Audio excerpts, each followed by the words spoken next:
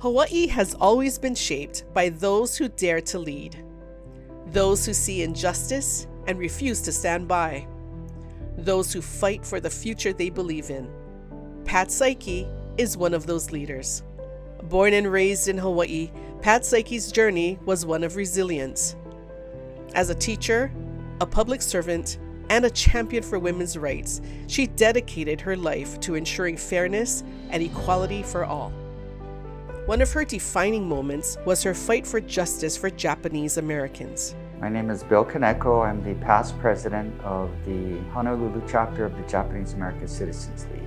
Immediately after the bombing of Pearl Harbor on December 7th, on February 19, 1942, President Roosevelt issued an executive order 9066, which mandated the unlawful incarceration of approximately 120,000 Japanese Americans on the West Coast and Hawaii. I got elected to the Congress.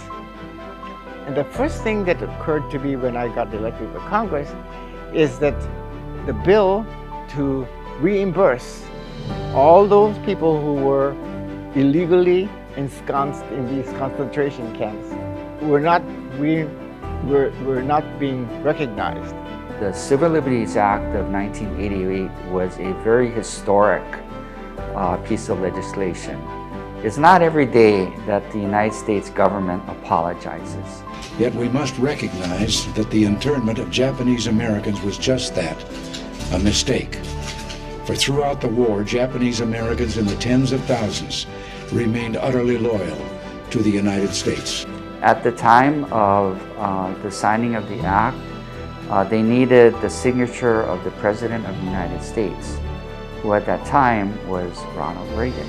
So she was able to leverage her relationship with President Reagan in ultimately signing the Civil Liberties Act of 1988. But her advocacy didn't stop there. For decades, the U.S. military used the sacred island of Kahoʻolawe as a bombing range.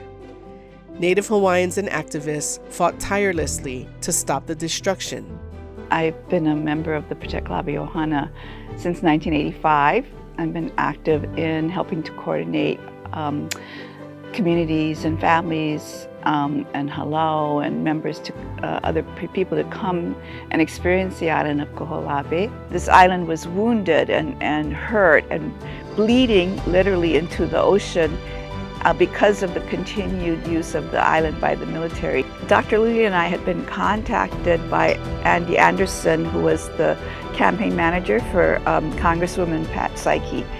And he said that he asked us to write a white paper on Kahoʻolawe that Congresswoman Saiki would present to the administration and seek to stop the bombing and military use of the island. In Washington, Pat Saiki used her voice to push for change, playing a key role in convincing the Bush administration to end the bombing and return the island to the people of Hawaii. You know, I got a call on October 22, 1990 in the morning that President Bush had issued an order that all military use and all ordnance delivery training on the island stop. And later we heard that jets that were set to do bombing runs on the island that day were grounded in the morning. Not every government official recognized the importance of Kahoʻolawe. It was Pat Saiki who recognized that this was an issue that was close to the hearts of so many people within Hawaii. In 1972, Title IX was passed, ensuring gender equality in education. But at the University of Hawaii, women's athletics were still struggling. To me, the greatest success was Title IX. Title IX was a national bill introduced by Patsy Mink and Edith Green of Oregon. The bill passed at the national level, which made women's sports equal to men's sports. That's fine. But that doesn't mean it's being implemented at the state level. So I went up to the university and I said, look, Title IX has passed. I think it's time to change and allow for women's organizations to exist separately.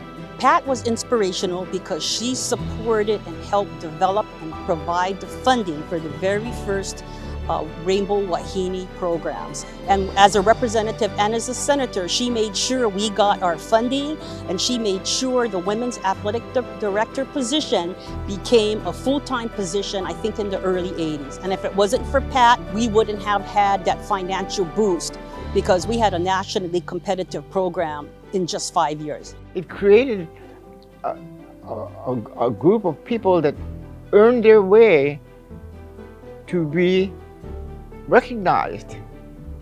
So Rainbow Wahines today are bigger than the men's organization. They make more money than the men's organization. It impacted me greatly. I would not be the person I'd be here today and have the education and do what I did as a result of that. And I'm the first 4-year letter winner beneficiary, and if there wasn't ladies like Pat Saiki and Jean King and Faith Evans who went to bat for us in the 70s, we would not have those opportunities we have to, like we did and when we did. I wouldn't have, because a whole generation of women athletes before me didn't have that opportunity. The 3 moments are just a glimpse into the countless ways she changed Hawaii for the better. Throughout her career, she fought for education reform, small business support, healthcare access, and women's rights. She worked to uplift Hawaii's people, ensuring that future generations had greater opportunities and a stronger voice. She fought for justice, she fought for equality, and she fought for the future of Hawaii. Tonight, we honor Pat Saiki, a leader, a trailblazer, and inspiration.